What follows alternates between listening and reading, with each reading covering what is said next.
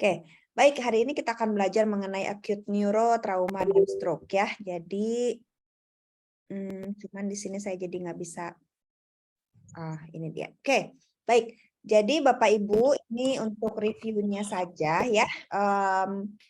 Kalau di kelas enaknya disebutkan ya, untuk sekarang sih Bapak Ibu mohon mengingat kembali ya 12 saraf krania dan fungsinya. Mungkin jika Bapak Ibu yang nggak sempat lagi mengkaji pasiennya ya, saraf krania mohon dikaji lagi. Paling tidak kan kemampuan menelannya, membuka mata, membaui, lalu misalnya apakah dia bisa buka mata dengan baik, senyum gitu ya, angkat tangan, julurkan lidah, apakah simetris atau tidak ya. Jadi pengkajian neuro ini semoga Bapak Ibu masih bisa lakukan ya dengan segala kesibukan yang Bapak Ibu hadapi, atau mungkin Bapak Ibu mengajarkan perawat-perawat baru ya, atau kalau ada murid perawat gitu ya, mahasiswa perawat dari sekolah manapun, Bapak Ibu saya harapkan boleh mengajarkannya ya, boleh berbagi ilmu pada adik-adik yang akan menjadi juniornya Bapak Ibu ya. Oke, lalu lapisan kepala juga. Untuk yang di kamar operasi mungkin lebih apa ya, lebih sering ya, lebih terpapar gitu ya, karena tiap hari yang dihadapi jika banyak kasus cedera kepala ya. Lalu fungsi lobus otak juga mohon diingat kembali, karena kan terutama untuk stroke misalnya ada gangguan berbicara gitu. Nah, itu di lobus yang sebelah mana gitu ya, atau gangguan pendengaran di lobus sebelah mana. Nah, mohon diingat kembali. Lalu stroke iskemik dan stroke hemorrhagic ya, mohon nanti kita akan bahas di sini, dan GCS ya kita akan praktekkan ya. Oke, ini hanya reviewnya saja Bapak Ibu ya. Jadi ada di sini nih, salah nih saya nunjuknya ya. Nah, di sebelah sini bisa melihat bahwa ada scalp ya. Scalp itu lapisan kulit kepala, tapi disingkat menjadi skin ya, and dense connective tissue, lalu ada aponeurosis, ada loose alveolar connective tissue, dan periosteum ya. Jadi yang bagian mananya yang sehingga menyebabkan cedera ya pada kepala pasien ya. Oke, ini saya tidak akan perpanjang.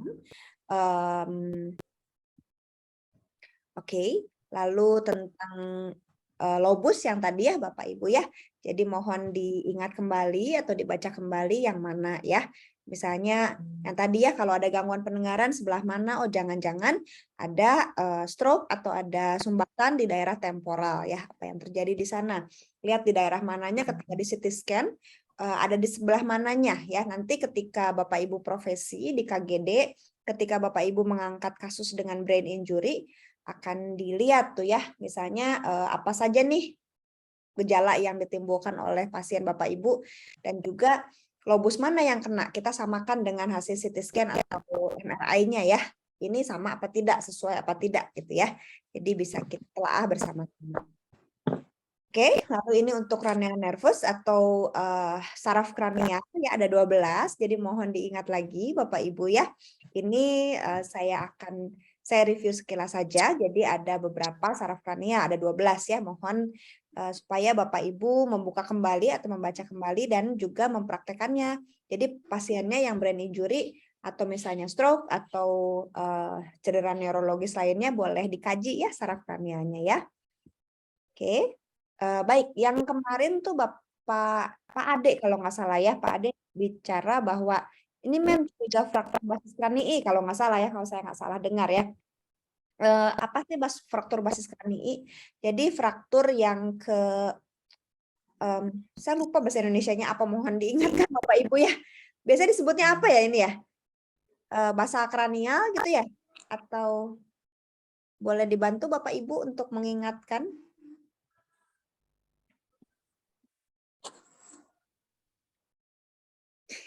Oke, saya pindahin ya, muka sayanya. Oke, Bapak Ibu, ini adalah jika Bapak Ibu ketemu pasien dengan begini ya, dengan tanda-tanda seperti ini yang sebelah sini ya.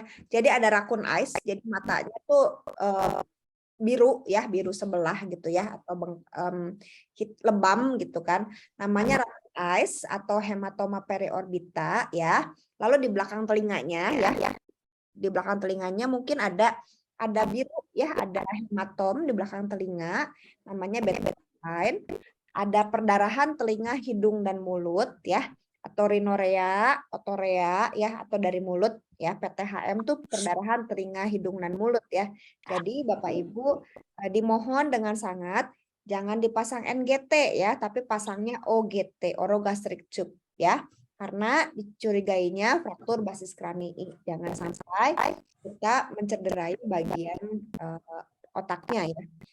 Oke, Bapak Ibu mohon maaf di saya ada peringatan connection-nya unstable. Apakah suara saya masih jelas terdengar atau putus?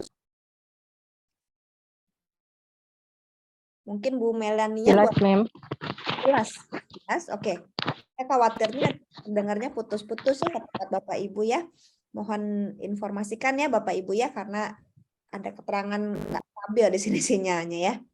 Oke, baik kita lanjut ya Bapak Ibu ya. Nah ini untuk stroke. Nah ya ini untuk stroke di sini. Mari kita coba ya Bapak Ibu gini. Kalau ada kasusnya begini, ada kasus A ya, kasus A itu ada pasien yang terjatuh di kamar mandi ya, dua-duanya segini. Ada 2 pasien A dan B. Dua-duanya riwayat hipertensi ya Bapak Ibu ya.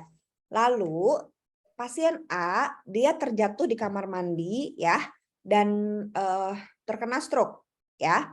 Oke. Jadi tiba-tiba jatuh dan udah gitu nggak sadar gitu, kehilangan kesadaran ketika di CT scan, oh dia kena stroke.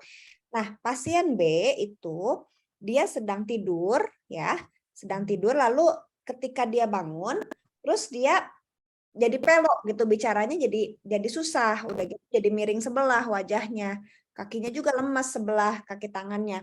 Nah, ketika dibawa ke rumah sakit juga ternyata terkena stroke ya. Menurut Bapak Ibu kira-kira ya pasien mana yang mengalami stroke hemorrhagic, yang A atau yang B? A, Mem. Yang A yang hemorrhagic. Oke, ada lain? B, Mem. Yang B yang hemorrhagic. Ya, stroke Oke. hemorrhagic. Baik. Ini tadi yang menjawab A tuh Bu Vivin, betul? Iya, Mem. Ya, Bu Vivin, apa alasan Ibu bilang pasien A yang stroke hemorrhagic, Bu? Sepertinya Karena ya. dia, Ya. iya sepertinya, Mem. Karena kan dia terjatuh dari kamar mandi, kemungkinan ada benturan di kepala. Kemungkinan ada benturan di kepala. Oh, oke. Enggak. Enggak. Ada pendarahan, Mem. Enggak. Ada pendarahan buat dia terjatuh gitu. Oke, jadi dia pecah dulu pembuluh darahnya sehingga jatuh gitu di kamar mandi. Iya. Oke ya. Mungkin begitu ya. Oke, boleh. Sekarang Nurizam itu Pak Nurizam ya, betul? Yang tadi jawab B. Kayaknya pasien B nih yang tidur udah gitu pas bangun kok pelok gitu. Kayaknya yang itu deh yang stroke hemorrhagic gitu ya. Boleh dibantu tadi Bapak, kayak suaranya Bapak ya yang menjawab B itu ya. Boleh dibantu. Ya, Mem. Oh, Pak Ridwan yang jawab. Maaf ya, Pak. Ya, Pak Mem. Ridwan, alasannya apa, Pak? Rasionalnya apa? Kenapa Bapak bilang kayaknya pasien B nih yang stroke hemorrhagic? Iya, karena dia terjadinya tiba-tiba tuh, Mem.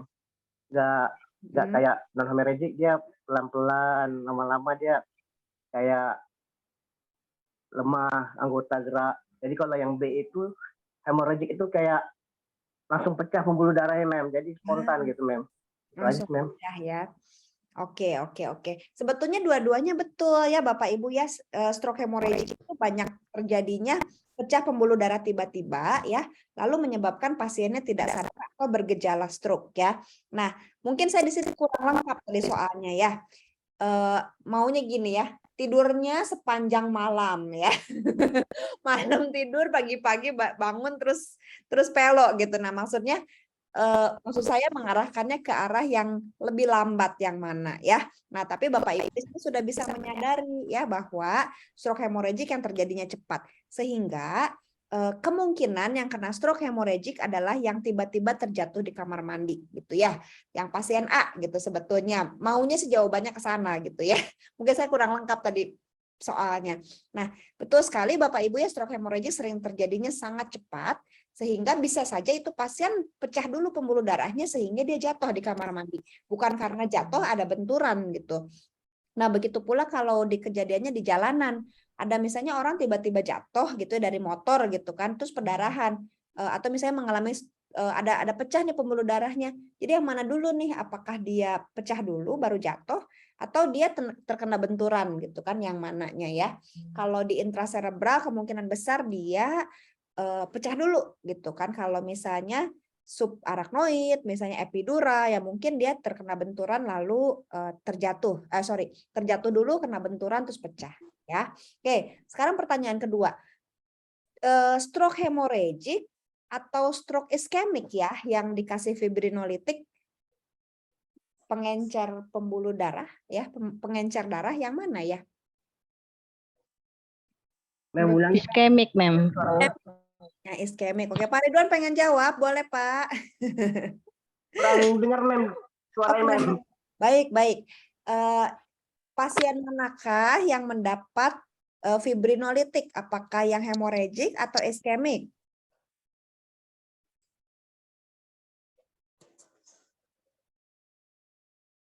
Iskemik Mem. Iskemik, oke ya. Betul sekali jawabannya ya Bapak Ibu ya. Jadi yang diberikan fibrinolitik atau obat yang mengencerkan darah gitu ya, itu adalah yang iskemik ya. Kalau yang sudah pecah pembuluh darahnya jangan lagi diberikan fibrinolitik ya. Tapi Bapak Ibu bisa membaca ya, ada guidelines-nya di AHA yang mana yang nggak boleh. Misalnya tensi yang terlalu tinggi di atas 200 gitu ya. Jadi tidak 200/180 kalau nggak salah ya. Tidak boleh diberikan fibrinolitik ya. Jadi ada kriterianya ya. Oke. Yang berikutnya kita akan bahas mengenai iskemik penumbra ya. Nanti saya akan perlihatkan gambarnya. Kita ke ini dulu. Nah, untuk Bapak Ibu yang di puskesmas atau yang di klinik atau di lapangan ya, bekerja di lapangan. Nah, boleh memakai FAST ini ya. Jadi yang mudah untuk pemeriksaan stroke bisa pakai ini ya. FAST ya singkatannya ya. Bagaimana wajahnya gimana ya, face ya, F-nya untuk face. Lalu arm-nya, apakah tangannya lemes sebelah ya. Terus ngomongnya gimana, ada pelo enggak, kok jadi aneh bicaranya gitu ya. Nah lalu T-nya untuk time, jadi secepat mungkin kalau ada tanda-tanda wajahnya miring sebelah, tangannya lemes, mulut ngomongnya susah gitu kan, segeralah dilarikan ke rumah sakit untuk mendapatkan penanganan ya. Semoga di rumah sakitnya pun nggak ngantri lama-lama ya, bisa ditangani dengan sangat cepat gitu kan, untuk dilakukan CT scan dan juga penanganan ya. Oke, lalu diberikan oksigen walaupun dia nggak sesak napas, walaupun saturasinya bagus, tetap perlu diberikan oksigen misalnya 2 liter per menit ya lewat nasal kanul untuk mempertahankan perfusi ke otaknya ya. Oke, kita sekarang akan membahas mengenai iskemik penumbra. Nah, Bapak Ibu, ini yang Bapak Ibu bisa lihat di layar ya. Iskemik penumbra ini adalah bagian yang belum nekrosis gitu kan ya. Nah, penumbra ini yang warna merah ya, Bapak Ibu bisa lihat ada kursor saya di situ. Jadi ketika stroke iskemik, nah ada misalnya Bapak Ibu dapat ini ya, dapat dari dokternya ordernya ini pertahankan ya tensinya tetap tinggi ya 140/90 ya. Atau misalnya target MAP kita adalah di 85/90. Ada memang punya jarum nih. Oke, jadi itu untuk mempertahankan daerah penumbranya, daerah di antara di sekitar yang kena nekrosisnya itu tidak menjadi ikutan mati gitu kan, karena tidak diperdarahi dengan baik sehingga dipertahankanlah tensinya tetap tinggi atau MAP-nya tetap tinggi ya. Jadi mohon diperhatikan untuk Bapak Ibu yang merawat pasien dengan stroke iskemik. Coba perhatikan apakah tensinya harus tetap tinggi dan MAP-nya juga dipertahankan ya. Jadi ada target MAP-nya untuk mempertahankan bagian penumbra ini tidak menjadi nekrosis juga ya.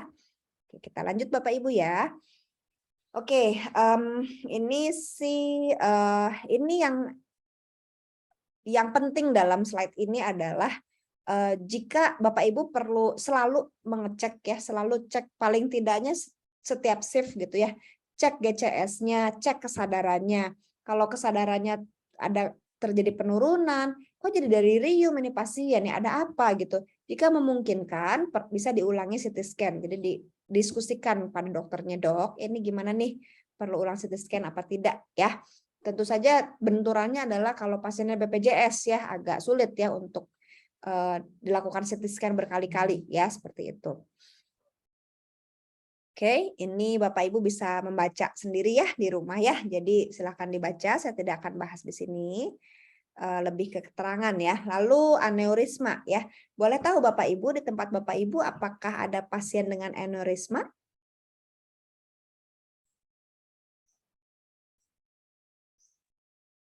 Siapa tahu ada Bapak Ibu yang pernah merawat pasien dengan aneurisma?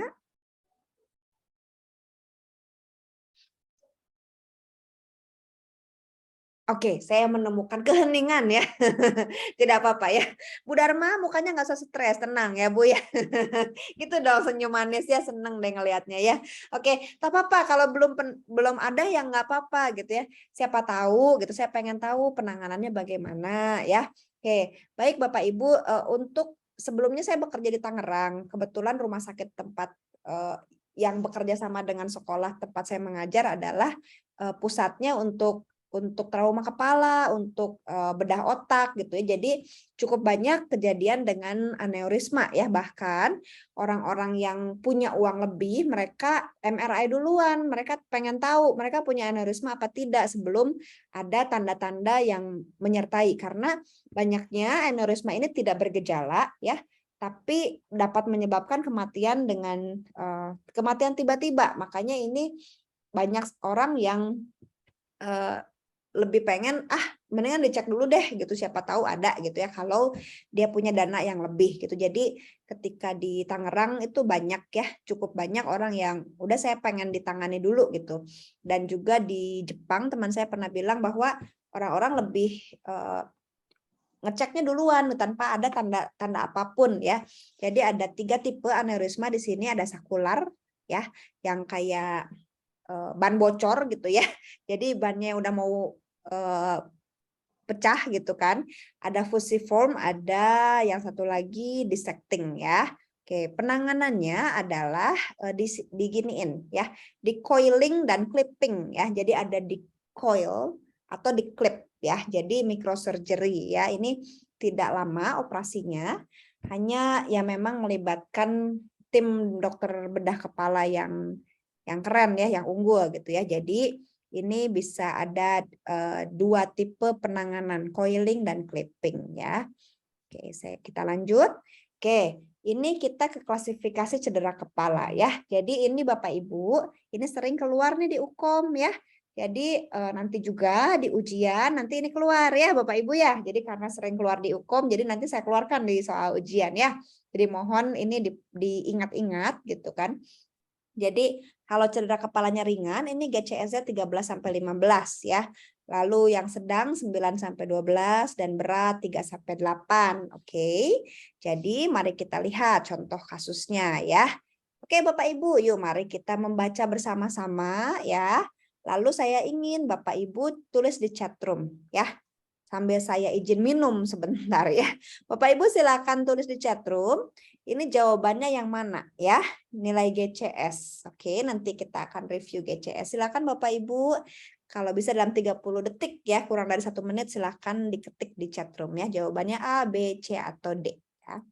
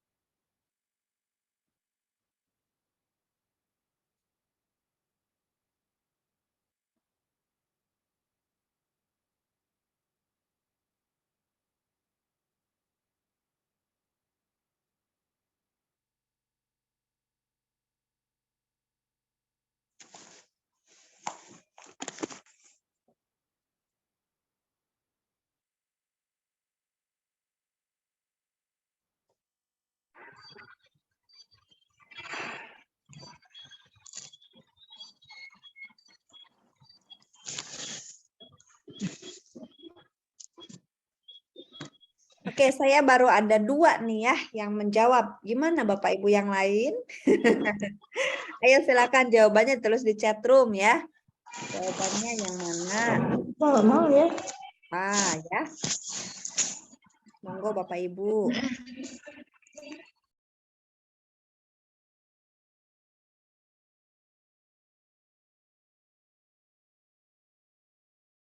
Baru ada 2 nih ya, baru ada Ibu Agustin dan Ibu Feni yang jawab. Silakan Bapak Ibu yang lain boleh di chat ya.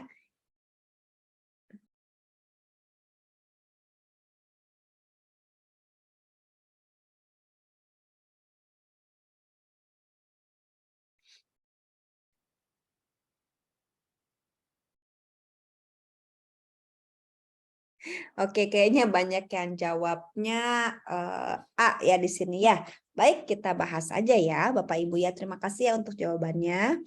Oke, kita lihat satu-satu ya. Baik, ya Bu Agustin mau bantu saya menjelaskan kenapa jawabannya A? Ya, Mem. Ya. Jawabannya A karena di kasus ini untuk E matanya itu dirangsang nyeri, pasien membuka mata, itu E-nya 2.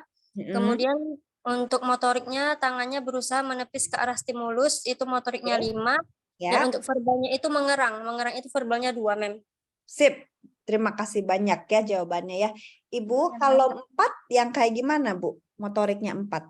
Motorik 4 itu dia menarik diri, withdraw. Iya ya. Menarik diri dari tangan. Menarik dari stimulus ya, Bu ya. Ya, dari stimulus. Ya. Kalau menarik diri kita jadi ke keperawatan jiwa ya, Bu ya. Oke, betul sekali ya. Kita kasih tepuk tangan untuk grup yang atau Bapak Ibu yang menjawab A ya. Jawabannya betul sekali ya. A jawabannya ya. Oke, kalau begini ya. Jadi yang E3 itu pasti bukan ya. Karena kalau di respon nyeri, udah gitu dia baru membuka mata, nah pasti E-nya 2 ya. Oke. Kalau 3 itu dengan pain ya, dengan stimulus yang keras ya, bisa ditepuk. Ini Pak atau Bu. Nah, dia baru buka mata gitu ya, itu berarti 3 ya. Oke. Nah, Bapak Ibu kalau begini ya, E2, M5, V2 sehingga GCS-nya 9. Ini cedera kepala ringan, sedang atau berat ya, Bapak Ibu ya? Sedang, Mem. Sedang. Yakin sedang? Yakin. Oke, kita lihat dulu. Ya, sedang ya Bapak Ibu ya. Betul sekali ya. Nah, nanti jadi soalnya kurang lebih seperti begitu ya. Jadi baca dulu GCS-nya berapa, lalu ini klasifikasi cedera kepalanya apa ya. Nah, di soal UKOM banyak tuh yang soal-soal begitu ya jadi favorit karena mungkin lebih lebih pasti ya jawabannya ya. Jadi ini yang jadi soal favorit nih di UKOM ya. Oke, baik Bapak Ibu, mari kita lanjutkan. Bapak Ibu, saya mau mengingatkan juga review tentang hipotesis Monro-Kelly. Siapa tahu Bapak Ibu sudah pernah ingat ya, jadi pernah ingat yang ini. Nah, jadi volume otak itu volume di kepala gitu sebetulnya, bukan volume otak ya. Volume di kepala itu harus seimbang sebetulnya ya. Ada organ otaknya, ada darah, ada cairan cerebrospinal. Sehingga jika salah satunya meningkat misalnya pada otaknya ada tumor. Nah, itu kan jadi ada sesuatu benda lain yang menyebabkan ini tidak seimbang lagi nih volume otaknya gitu kan. Jadi kayak kotak yang tertutup kalau kita isiin yang lain lagi jadi kan jadi jendol gitu ya. Jadi menggelembung ke satu arah gitu ya. Nah, jadi terjadinya tekanan intrakranial. Misalnya ada perdarahan nih kan jadi volume otaknya bertambah sehingga terjadi peningkatan intrakranial. Nah, yang berbahaya pada otak adalah ketika adanya peningkatan intrakranial dia akan mendesak ke salah satu sisi. Kan kalau ke kiri ke kanan udah nggak bisa lagi ya Bapak Ibu ya. Dia akan mendesaknya ke bawah. Ya, ke bawah itu ingat Bapak Ibu ada medula oblongata, ada pons ya yang berpusat sebagai pengatur respirasi dan nadi sehingga dikhawatirkan ketika dia udah menekan terjadinya peningkatan intrakranial ini pasien akan bisa tiba-tiba berhenti jantungnya, tiba-tiba berhenti napasnya ya. Sehingga diusahakan ini dievakuasi dengan segera atau diturunkan tekanan intrakranialnya ya, jangan sampai terjadinya tekanan tinggi intrakranial.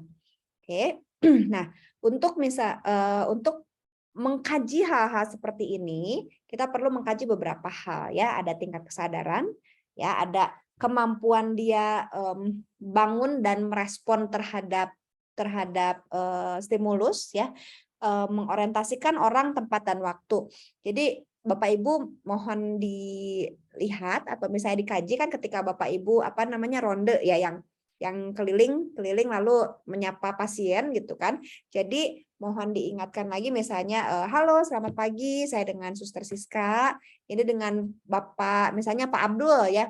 Ini Pak Abdul hari ini hari Kamis ya Pak gitu. Sekarang adalah jam 3:30 sore ya. Terus jadi Bapak sekarang lagi dirawat nih, masih dirawat di Rumah Sakit M. Sani ya, di ruangan penyakit dalam misalnya. Ya Pak ya, Bapak semangat terus, semoga Bapak bisa makin pulih makin hari ya. Nah, jadi diingatkan untuk pasiennya selalu diorientasikan orang, tempat dan waktu supaya dia bisa lebih stimulusnya ditambah gitu. Oh iya, saya sedang dia menyadari bahwa saya sedang dirawat, saya namanya siapa, dan hari ini tuh hari apa, tanggal berapa, pagi, siang, apa malam ya.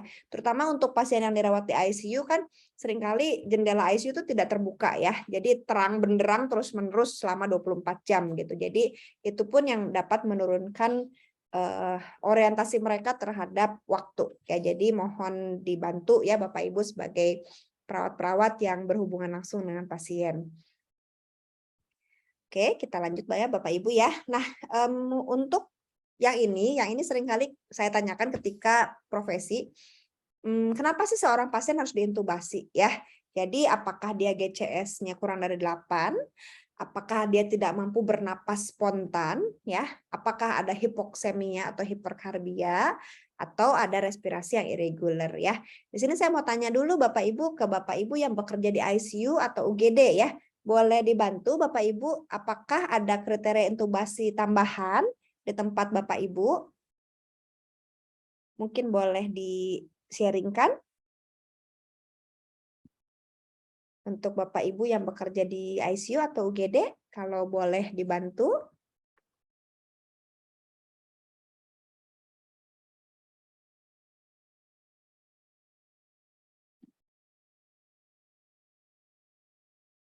Oke, tampaknya ya belum ada jawaban ya, tidak apa-apa. Kalau memang sama ya syukur, kalau misalnya ada tambahan nanti Bapak Ibu boleh bantu ya tambahkan. Oke, mari kita lanjut ya Bapak Ibu ya.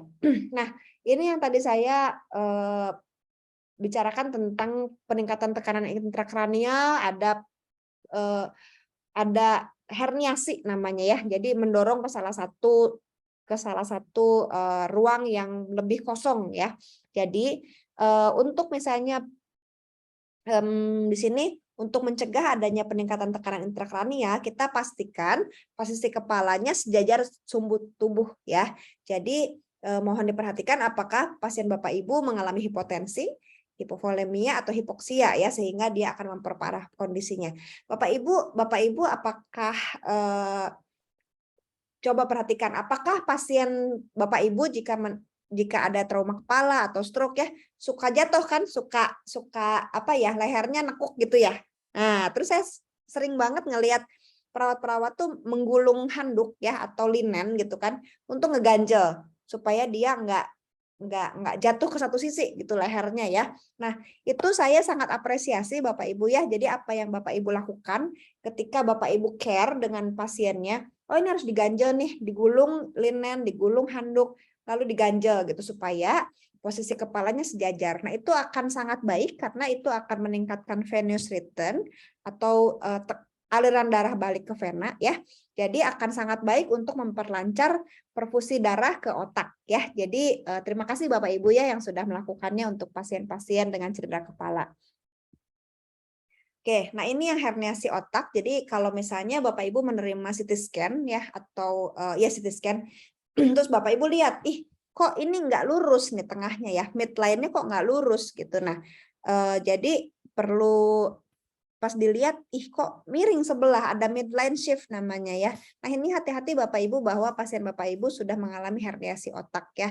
Harus dipasang Vipician atau dievakuasi, perdarahannya dioperasi segera ya.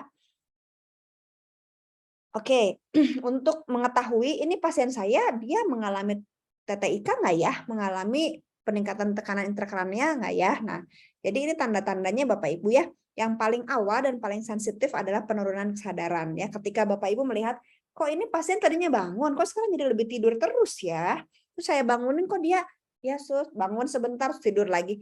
Kok jadi somnolen? Kenapa nih? Gitu. Nah, jangan-jangan dia ada tanda-tanda peningkatan tekanan intrakranial ya. Atau misalnya dia jadi gelisah gitu kan ya, jadi ngebuka-bukain restrain lah, nyabut NGT lah gitu ya, nyabut infus lah, wah semuanya pengen dicabut sama dia. Mungkin dia gelisah karena dia merasa tidak nyaman, merasa sakit di kepalanya yang dia nggak bisa ungkapkan ya. Nah atau dia bisa juga bilang, aduh suster kepala saya sakit sekali gitu ya. Nah hati-hati. Lalu pas ngecek pupil, kok kontraksinya lambat.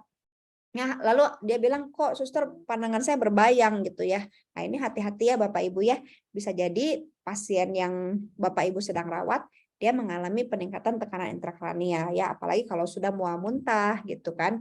Jadi perlu dilaporkan segera ke dokternya untuk ini diapain nih, apa yang bisa kita lakukan untuk menangani kondisi pasien tersebut ya.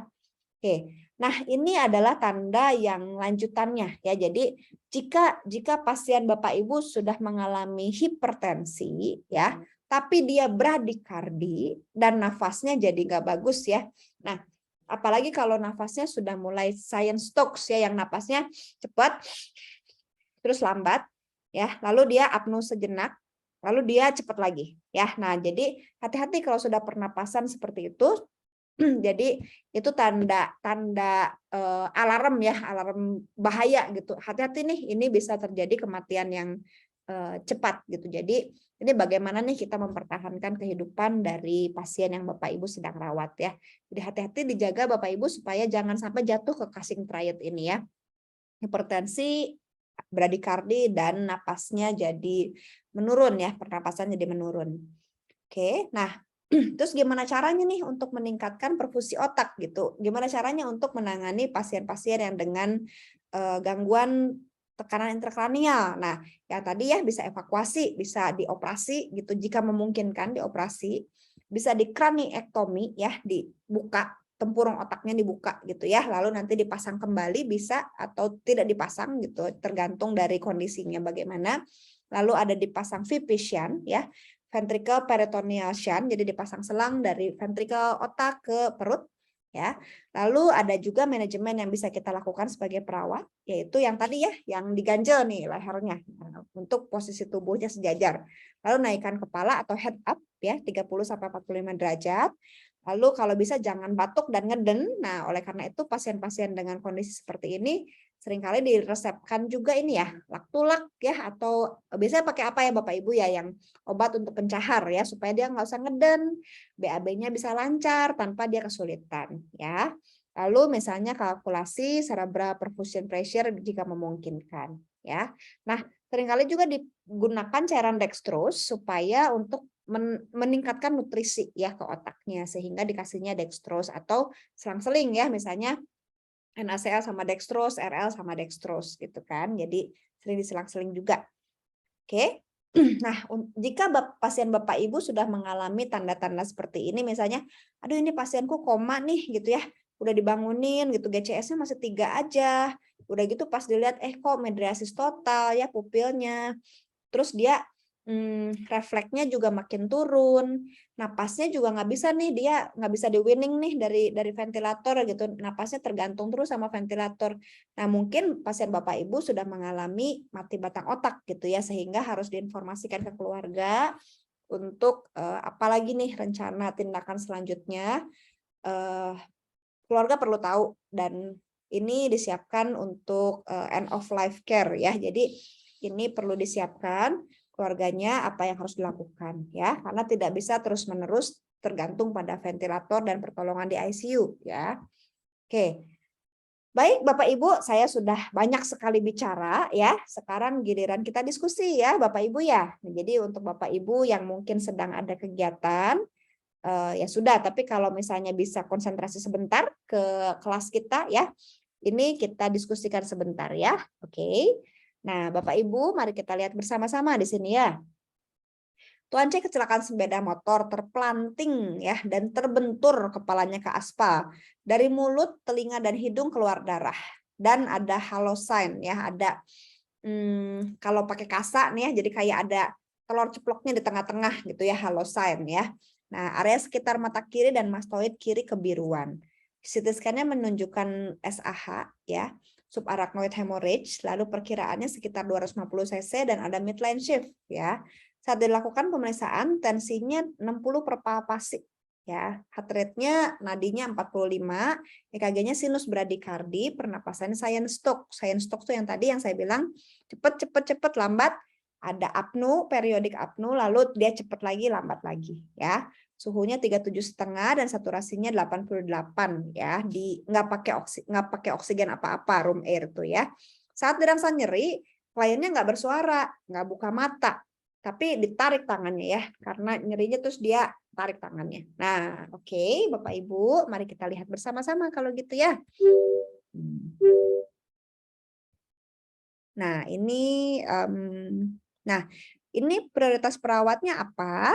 Lalu apa yang perlu diperhatikan perawat?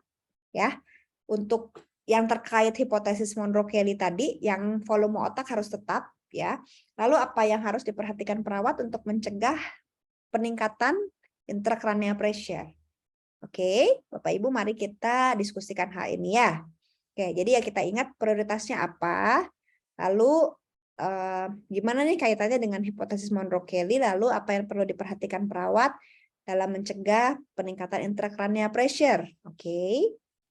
Nah, sekarang saya izin stop sharing sebentar. Ya, saya akan share screen-nya ke sini aja ya sekarang ya. Sebentar Bapak Ibu ya, mohon ditunggu sebentar.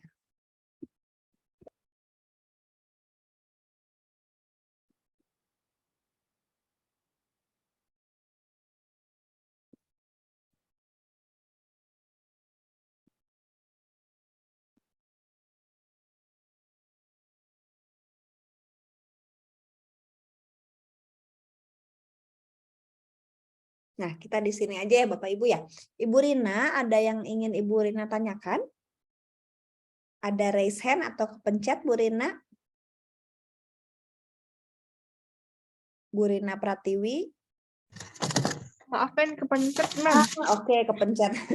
Nggak apa-apa, saya pikir Ibu pengen tanya ya. Oke. Baik Bapak Ibu, ayo kita bahas bareng-bareng ya. Nah, ini deh ya, kita lihat sini ya. Oke. Nah, ini Tuan C ini dari mulut, telinga dan hidung keluar darah nih Bapak Ibu ya. Pendarahan telinga, hidung, mulut ya. Lalu ada area sekitar mata kirinya, nah kebiruan, jadi ada raccoon eyes, lalu battle sign ya. Nah, menurut Bapak Ibu kira-kira dia mengalami apa ya Bapak Ibu? Curiga basis KNI, Mem. Basis krani, Mem. Yes, curiga fraktur ya, basis Iya. kranii ya. Boleh pasang NGT enggak? Nggak boleh OGT, Mem. OGT ya. Oke, saran pasang OGT. Very good ya, OGD lagi, OGT ya. Oke, baik Bapak Ibu, kita ke sini dulu sekarang ya. GCS-nya kira-kira berapa nih Bapak Ibu? GCS-nya berapa? Kita lihat ya. Oke, AI-nya berapa? 1. AI-nya 1 ya, betul. Motoriknya berapa nih? Dia tarik nih, withdraw tadi ya, menarik. Nah, dari 3. 4, Mem. 4, Mem.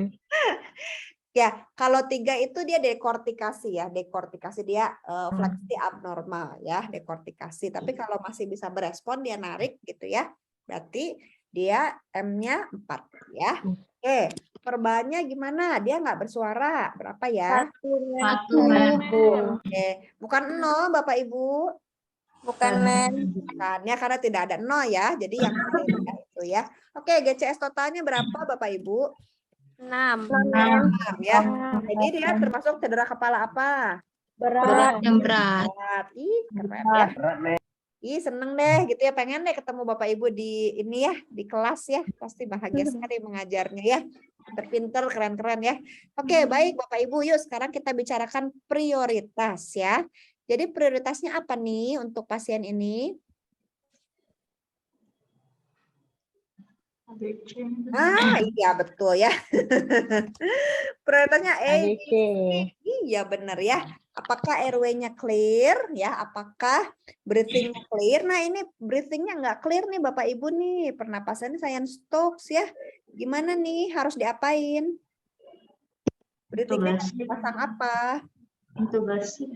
Mungkin kita perlu intubasi. Betul ya, intubasi. Betul, dikasih oksigen 100% ya.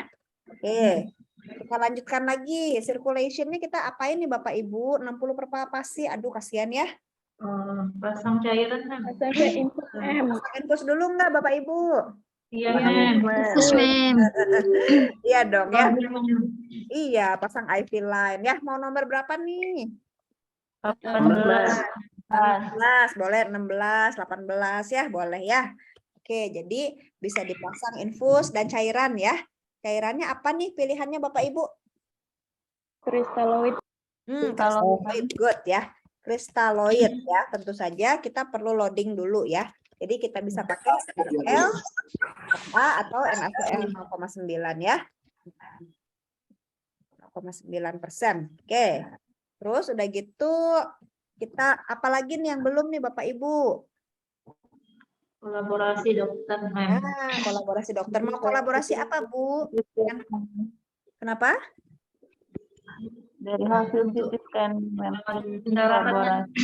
Yes, kolaborasi kita pemeriksaan CT scan ya. Dan kemungkinan situ operasi ya.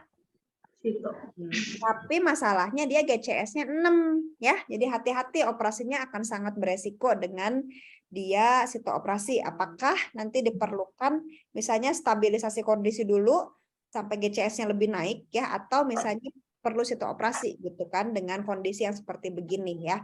Oke, baik. Bapak Ibu, kira-kira menurut Bapak Ibu dia sudah terjadi itu belum ya? Peningkatan tekanan darah belum ya? Peningkatan tekanan intrakranial. Apakah sudah ada Bapak Ibu? Apakah sudah ada peningkatan TIK? Sudah, Mem. Nah, dari mana kelihatannya? Tekanan darah. Kesadaran, Mem. Ya. Good. Jadi penurunan kesadaran, betul ya. Jadi ini GCS segini nih, penurunan kesadaran 1, udah gitu apalagi? Dia ada ini ya, bradikardi ya. Nah, ada bradikardi ya.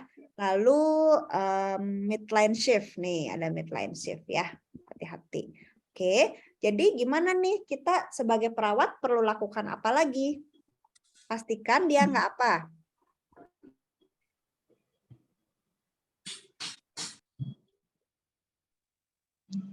Tidak tidur, Mem. Saya sampaikan speechless Pak ya. Ya oke. Ya, pastikan kesadarannya baik ya Pak ya. Oke, tidak turun ya. Oke. Lalu pastikan dia tidak hipotensi ya, tidak apalagi hipovolemi dan tidak hipoksia ya. Tidak tidur ya, betul sih Pak, nggak tidur ya. Apa nggak boleh tidur gitu. Kasihan sekali ya. Oke, jadi pastikan dia supaya kesadaran tetap baik ya. Baik, Bapak Ibu, ada yang ingin ditanyakan atau diklarifikasi dari kasus ini? Untuk labornya belum, Mem? Makasih Pak ya, udah mengingatkan. Oke deh, labnya nih Bapak Ibu pengen lab apa nih? Mau periksa apa aja? AGD, Mem. Apa? AGD? Oke, boleh karena kita harus menentukan ya dia ventilatornya gimana ya sebelum dan sejam setelah pakai ventilator ya. Good. Lalu apa lagi? Darah rutin, Mem. Nah, darah rutin ya atau darah lengkap ya. Darah rutin. Lalu apa lagi yang Bapak Ibu pengen lihat di sini? terutama untuk persiapan operasi. Nah, biasanya Bapak Ibu periksa apa aja nih? Golongan darah, Mem. Apa? Golongan Golongan darah. darah. Ya, HBsAg, betul ya. HBsAg, terus apa lagi Bapak Ibu? PT-APTT, Mem. PT-APTT, ih seneng ya kalau sama kelas konversi nih begini nih menyenangkan ya karena sudah di lapangan ya Bapak Ibu ya. Apalagi Bapak Ibu? B20, Mem. Kenapa? Gimana Bu? B20, HIV. Ah, HIV. B20 ya, tapi itu keluarnya lama. Sekarang udah keluarnya cepat belum sih Bu? Cepat, sih, Mem. Sekarang udah cepat ya? Cepat, Mem. Oh, oke. Saya berapa hari Bu? Boleh sharing Bu? Enggak sampai 2 minggu hari. 2 jam, Mem. Enggak nyampe sehari lah, Mem. Cuman berapa lah? Paling 15 menitan, 20 menit. Oh, oke. Aduh, syukur lah ya sekarang sudah cepet ya. Saya baru tahu Bu. Jadi terima kasih banyak ya sudah berbagi informasi ya. Sekarang secepat itu ya sekarang ya. Keren. Oke. Lupa Lalu apa lagi berikutnya? Jangan lupa swab. Swab. Antigen. Aduh, pandemi ini mengubah kita semua ya. Jangan lupa swab ya cuy gitu ya. Oke ya. Jangan lupa swab ya. Nggak usah liatin itu ya Pak ya. Vaksin ketiga gampang. Oke. Iya, Mem, pastinya masa COVID. Iya ya, tapi pastikan jangan swab ya. Swab dulu ya. Oke, apalagi Bapak Ibu ya? Kimia darah, Mem. Elektrolit. Concern, kimia darah, ya banyak ya kita ya. Persiapan operasinya banyak harus diambil ya. Oke, ada lagi Bapak Ibu? Sementara udah? Udah bisa didorong ke kamar operasi belum pasien kita nih? Udah ya? Bisa ya? Udah nggak ada yang kurang nih ya? USDR, Mem. Udah kayaknya bisa nih memenuhi syarat nih ya labnya ya untuk Inform consent, Mem. Oh iya, tentu saja ya. Inform consent, iya dong ya. Aduh, semoga keluarganya bisa bisa dikontak ya, bisa dihubungin nih gimana nih inform consentnya siapa yang tanda tangan gitu kan. Jangan sampai Pak Polisi atau Pak RT ya yang dihubungi. Oke, baik Bapak Ibu. Aduh, keren sekali ya Bapak Ibu menjawabnya sangat luar biasa ya. Oke, kita lihat berikutnya ya. Oke, sebentar Bapak Ibu. Oke, saya harus hapus ini semua ya.